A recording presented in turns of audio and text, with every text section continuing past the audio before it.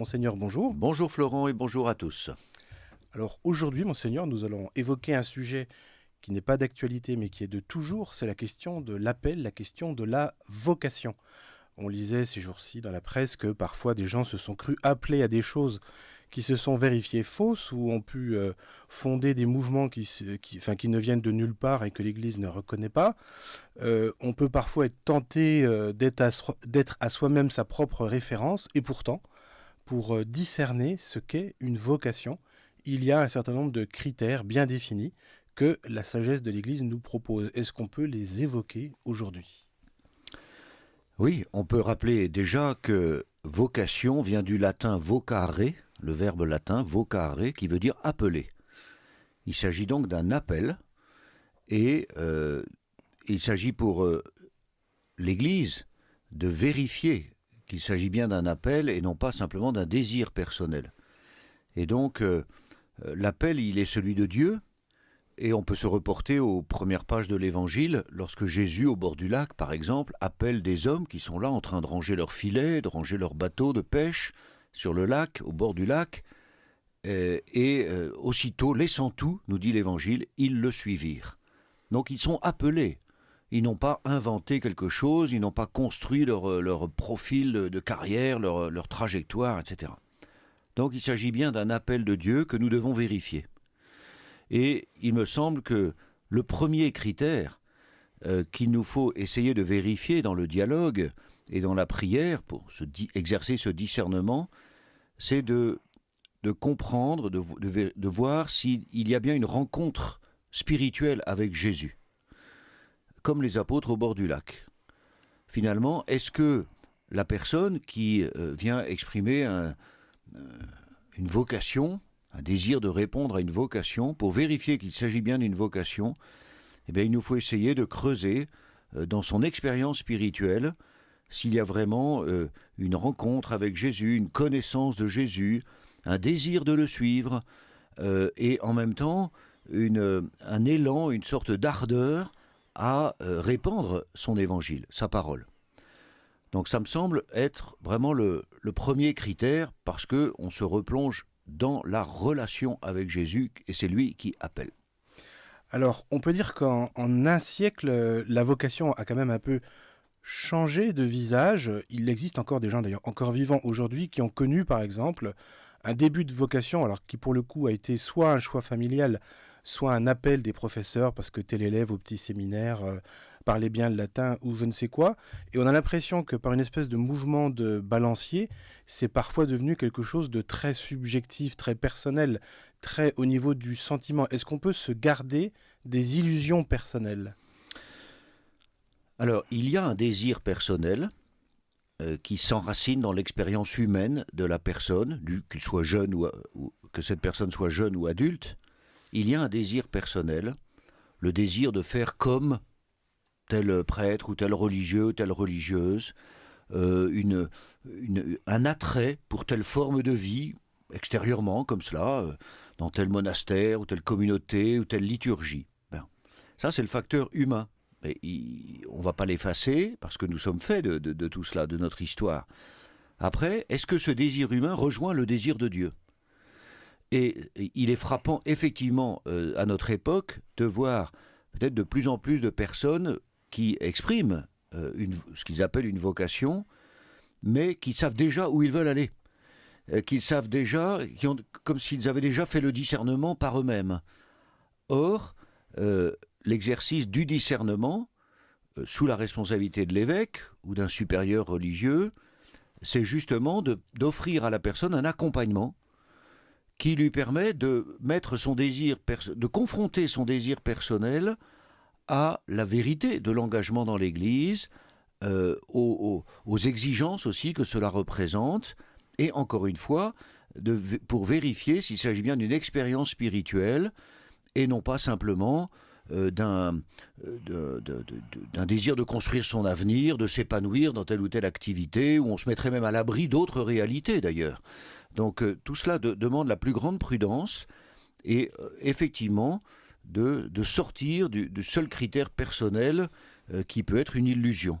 Donc il y a ce face-à-face avec l'Église, qui permet cette espèce de miroir où chacun est appelé à se regarder lui-même et à vérifier si il y a vraiment quelque chose qui le dépasse, qui est vraiment de l'ordre de l'appel. Et d'où la question de la liberté. La liberté est vraiment un critère très important dans l'émergence d'une vocation et dans la réponse. Vous citiez des vocations qui peut-être sont nées dans un contexte familial un peu contraint, ou dans un contexte scolaire aussi contraint. Aujourd'hui, nous prenons bien garde à veiller à la liberté. Alors la liberté de celui qui dit « je suis appelé, je voudrais donner ma vie de telle ou telle façon », etc. Cette personne-là est-elle vraiment libre ou est-elle conditionnée ? C'est comme pour le mariage finalement. On demande aux époux, aux fiancés, de vérifier s'ils sont vraiment libres. Libre, c'est un choix personnel. Et puis il y a la liberté que doit respecter aussi l'institution qui accueille cette personne pour un discernement, voire pour un engagement. On a pu observer, peut-être par le passé et encore aujourd'hui, surtout quand on est en période de pénurie, que, eh bien, on aurait vite fait de mettre un petit peu le grappin sur telle ou telle personne qui se présente en disant bah tiens, formidable, en voilà un de plus ou une de plus. Donc non, nous devons absolument respecter la liberté. On n'est pas des sergents recruteurs, mais c'est Dieu qui appelle. Voilà. Donc c'est toujours se resituer dans cette perspective spirituelle. Vous en parliez, il est arrivé que des communautés, notamment nouvelles, fassent un peu de la psychologie rogérienne et renvoient aux candidats exactement ce qu'ils voulaient entendre. Ah, tu aimes la musique, on est musicien, tu aimes le service, on est au service, etc. Comment, si on se sent appelé, se prémunir justement des sergents recruteurs qui ne feront pas le discernement ?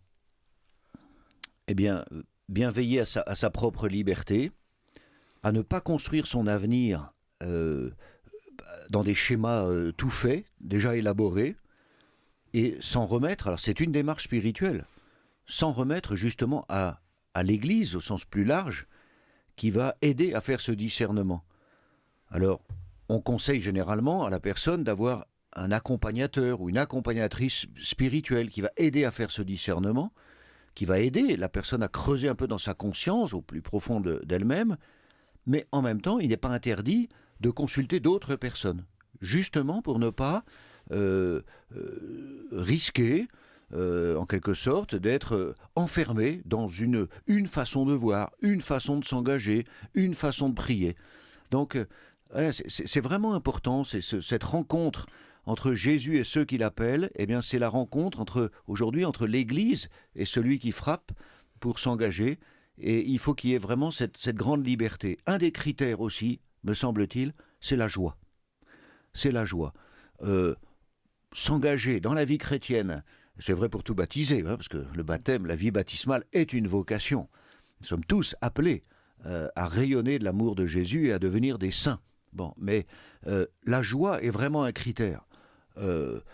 Quelqu'un qui dirait je me sens appelé à devenir religieuse, servir les malades, etc.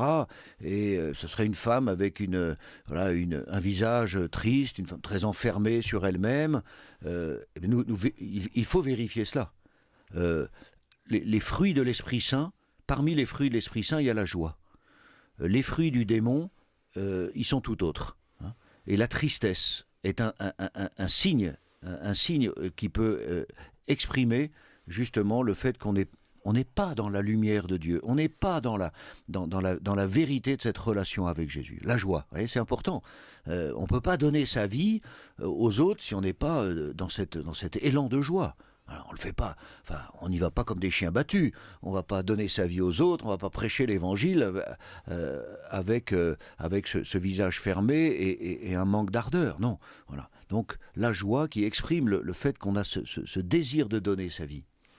Alors même si un appel peut être spécifique, hein, telle vocation, telle communauté donne envie de, il arrive quand même parfois à notre époque de tension, notamment sur le plan liturgique, que des jeunes se disent « moi je veux bien servir, mais alors telle communauté, telle tenue, telle liturgie, telle façon de faire ».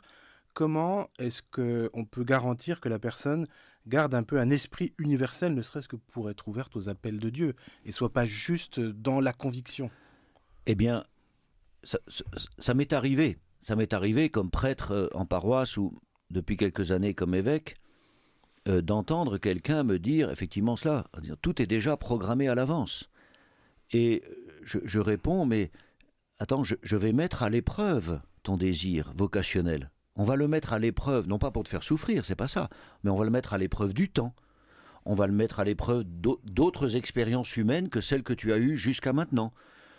On va le mettre à l'épreuve de la prière, hein, de la culture, de la vie spirituelle. Et puis surtout, on va le mettre à l'épreuve de l'obéissance. Alors l'obéissance dans l'Église, c'est pas l'obéissance aveugle où on obéit à n'importe quoi. Mais l'obéissance, c'est quand même le fait de manifester que, eh bien, si je viens voir, par exemple, mon évêque, si je viens voir le responsable du service des vocations, je vais accepter que l'Église me dise « Attends, c'est pas prêt. Voilà, on va se donner du temps, on va se revoir dans quelque temps. Il faut que tu fasses un stage comme ça. Il faut que tu ailles voir là ou là. Voilà, il faut que tu élargisses ton regard, il faut que tu élargisses ton expérience. » Ça, c'est une façon de respecter la liberté et de ne pas enfermer le candidat ou la candidate dans une façon de vivre l'engagement. Donc, je crois que c'est vraiment cet accompagnement et un minimum d'exigence d'entrée de jeu. Si on n'est pas capable un peu d'obéir, de s'en mettre à la décision de celui qui discerne, on ne sera pas capable d'obéir plus tard et d'être fidèle, parce que c'est aussi un critère, c'est la fidélité, la stabilité dans la réponse. On répond maintenant, mais il faut répondre encore dans 50 ans, dans 60 ans. Donc ça, c'est important, ça demande de vérifier la personnalité, la stabilité psychologique aussi. Dans les quelques secondes qui nous restent, la question que j'aime bien poser, si quelqu'un nous écoute, qui se pose la question d'une vocation, en quelques mots, quel conseil lui donner ? Eh bien, essayez de parler à Jésus. Jésus, c'est toi qui m'appelles ? Voilà. Si tu m'appelles, voilà, je suis prêt à t'écouter, je veux rentrer dans cette démarche. Ensuite, c'est de demander conseil au service des vocations, au responsable de la pastorale des jeunes, au curé de sa paroisse, éventuellement à l'évêque quand on le croise dans une occasion ou une autre. Mais c'est principalement d'essayer de s'en remettre au Seigneur dans la joie et de dire « Seigneur, si c'est toi qui m'appelles, eh bien, éclaire-moi, et tu m'enverras les personnes qui vont m'aider à cheminer, à avancer. » Voilà. On ne met pas ça dans le journal tout de suite, on garde ça, et ça se cultive dans cette relation personnelle avec le Seigneur, et ensuite avec l'aide et l'accompagnement de l'Église.